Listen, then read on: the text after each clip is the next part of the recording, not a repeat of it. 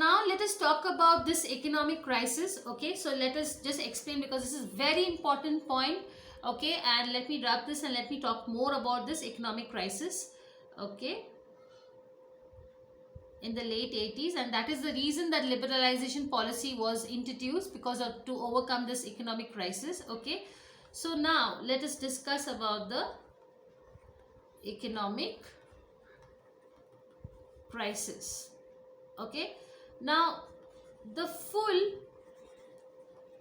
scale crisis began in 1990-91, and the year 1991-92 was a very bad year for the Indian economy. Okay, and see, the crisis was so bad, that there was a, market fell down by an inflation. So remember this point, inflation rate of 16%. Okay, so there was a severe shortages of foreign exchange. Okay, and balance of payment. So what is balance of payment? So balance of payment is basically when, so balance of payments and balance of that it's basically called as balance of trade. So payments should always be less than the reserves. Okay, so when the reserves or when the receipts are, receipts means when we get the payments from the outside world or from the countries. When we export, we get the receipt, so that is a good thing. So the earnings are coming inside, and the payments are the ones when we are doing some imports and we are paying back to the other countries from where we have taken the import. So if the balance of payment is more than the balance of receipts, okay, then it's a very, very, very bad thing. Okay, so balance of payment should always be less than the balance of receipts, and that is why it is called as the favorable balance of payment. Okay, so balance of payment was very, very high at that moment of time, because exports were not happening, there was shortage of foreign exchange, our market had fallen down to 16% of inflation, and balance of payment was also increasing. Okay, so there was a lot of difficulty happening, and there was a severity of crisis that India had to get gold from outside. So this is a very important point. So let me just wrap this and let me explain you. Yes, now to meet up this crisis, because we had to pay the foreign exchange, and since balance of payment was very high and we were facing the very difficult to pay up the entire import payments to the country, so we had no other option but to bring gold from outside. Okay, so now I'll write it down here. India had to ship gold to the Bank of England. So India had to basically had shipped its gold. So India had shipped its gold, means the gold. So now gold is the last payment which a country should not remove. So that is the last resort. So first is the foreign exchange. When the foreign exchange gets over, then the gold is there. Through gold we try to pay off the entire balance of payments. So India had, imagine the situation that was the last resort which we had, that is gold. So India had to ship its gold to Bank of England. Okay, so because Bank of England, there was a huge loan which India had taken. Okay, so India had to ship, let me write it down here, its gold. It was India's own gold. It had to ship to Bank of England. Okay, which was as a collateral. So collateral, because India had taken a lot of loan, and India had said that in case if I am not been able to repay the money, I will pay you by gold. So that is called as collateral. So what is collateral? So security is like anything which you are keeping as a mortgage. Okay, say for example, if I am taking loan from the bank, I can say that my flat is a collateral security. So in case if I am not been able to pay to the bank has the full rights to take my house. Okay, so it is called as the collateral against. Now what was the loan? Let's see. Against a loan of $600 million. Okay, now as a response to this economic crisis, because India was facing a lot of problem, so let me write it down here. As a response to the economic crisis, India adopted structural changes to its economy. And why because they thought that these changes will transfer the Indian economy for a betterment, and it will take the economy to new heights. Okay, so that was it. So now what was this structural change? Yes, my and your guess is right. That is the LPG, that is liberalization, privatization and globalization. So we will talk about this. Let me just wrap this.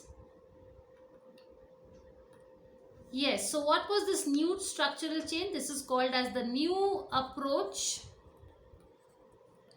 which is called as liberalization, privatization and globalization, which adopted major policy initiatives. Okay, so what was the major policy? First was macroeconomic stabilization. Second was fiscal reforms. I will explain to you, don't worry. Trade policy reforms.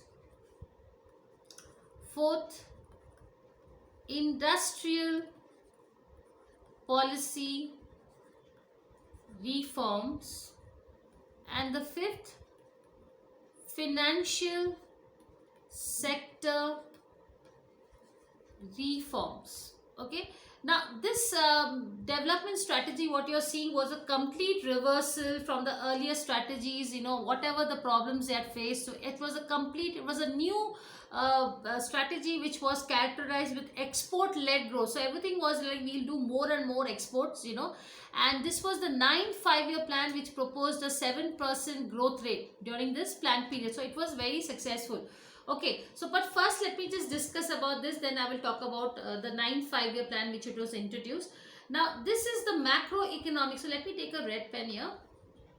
Yes, so if you can see here, the macroeconomic stabilization, so that means like all over the world we should see that our economy is stabilized, so that we can take and we can purchase more and more goods from the foreign world, and this way we can increase our foreign exchange. So when there is a macro means major, complete, all over the world. So macro means it's like complete, whole. So there must be a whole economic stabilization, and it can only happen if we make a lot of exports and we increase our foreign exchange reserves. Fiscal reform. Now when you're talking about fiscal reform, this is about banks. So now banks generally, in India or in any world, it is basically done by RBI, that is the Reserve Bank of India. So it can be, so Reserve Bank of India is basically called the central bank of any country. So R is basically called as Reserve Bank of India. So there can be Reserve Bank of America, Reserve Bank of England. So these banks, they play a major role of changing and taking care of the economy. So banks like Reserve Bank, they basically have two major powers in their hand. So that is called as monetary and fiscal. So what is fiscal policy? When the government charges taxes to the public. Okay, so that is called as fiscal. Now there was huge taxes which the government was charging just before the plan. So then the new reforms were done where the taxes were lowered, and so that more and more people, economy could have survived, because there was no money in the hands of the people also. So we couldn't tax them heavily. So we had to allow them so that they also can grow and they also start earning money. So tax was also levelized. Okay, so it was not very much high, so that the public could grow. Yes, trade policy reform, so there was no trade barriers, then lots of tariff rates were reduced, the import quotas were reduced, so all the the main hurdles to do trading, everything was reduced. So that was a very important thing, because trade policy reform. So what do you mean reform? Reform means changes. So in this portion, the entire thing had changed completely, and yes, industrial policy reforms also, the old labor laws which were going on for years and years, that changed dramatically. And industry, new technology was introduced. The industries which were dead or sick, they were being given more of aid and loan. Okay, so yes, there was a introduction of financial. So financial sector was completely, so more and more banks were giving loans. Okay, so banks were introduced, so privatization was introduced more. Okay, so FDI, so more and more foreign, foreign investment was also happening simultaneously. So there was a huge change. So these were the major five changes, or a new approach and a major policy initiative which the government thought. And this only happened because there was this economic crisis. So if there would have not been an economic crisis, I doubt that the government would have been able to take an initiative. Okay, so now let us talk about the 9th 5-year plan, and how was this policy helpful to achieve. Was it being able to achieve? Was India be able to achieve? So let us see. So let us just wrap this, and I hope you have understood the 5 major policy initiatives. Okay, and definitely it has definitely helped to grow the 9th 5-year plan. So let me just erase this. Okay, so the 9th plan proposed to achieve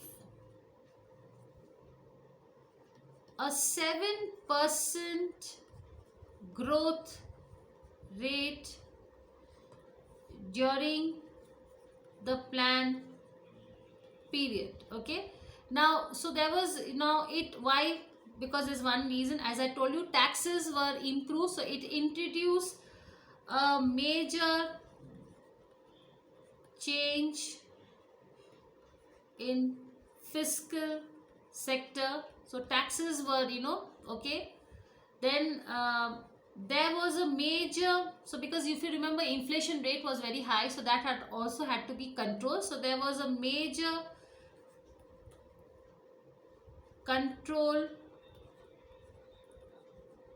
to the rise in prices, attracting, so more and more foreign investors were attracted. So attracting foreign direct investment. So this is for the first time in the 90s where foreign direct investment was introduced, and it is called as FDI. And Dr. Manmohan Singh was the finance minister. He was the one who had introduced the FDI in India. So foreign direct investment was done so that prices were reduced, and more money is coming from the outside world. And then you will have more variety of employment, job opportunities, more industries will grow, and more competition will happen in the market. And that is why no monopoly, nobody will be able to dominate the pricing of the market, because you'll have variety kind of goods, so that according to your budget you will be able to purchase the product. So what will happen is automatically the prices will reduce, because the pressure will also reduce.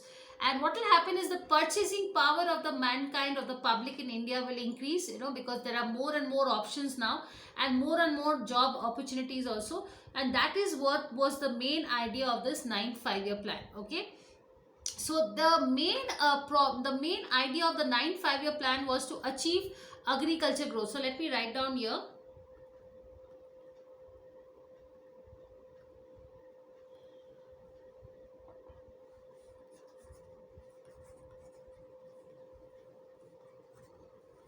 The plan was also aimed to achieve agricultural growth. Okay, and they had to increase the resources. So resources should have been increased, so there was So there was no taxation in agriculture. So no taxation in agriculture, okay, by way of, easy loans were there. So raising resources from the center. So what do you mean by the center? From the central government, okay. So it was easily, okay. And what was the target? So this is very important. So target growth, so remember this, guys. Target growth was 6.5%. And what was the actual achievement? So we were not very good, but okay, not bad at all. 5.3% we achieved. Okay, so there was a gap of 1.3 or 1.2 which was remaining, but compared to that, from 9 5-year plan we started becoming little successful. So it was not like, maybe we like out of 100% we at least tried achieving 75 to 80. So not bad. Now let us discuss with the next 10 5-year plan, when India was being able to subside the economic crisis, and slowly India was again coming to the path of growing. Okay, so let us now discuss the 10th 5-year plan. Okay.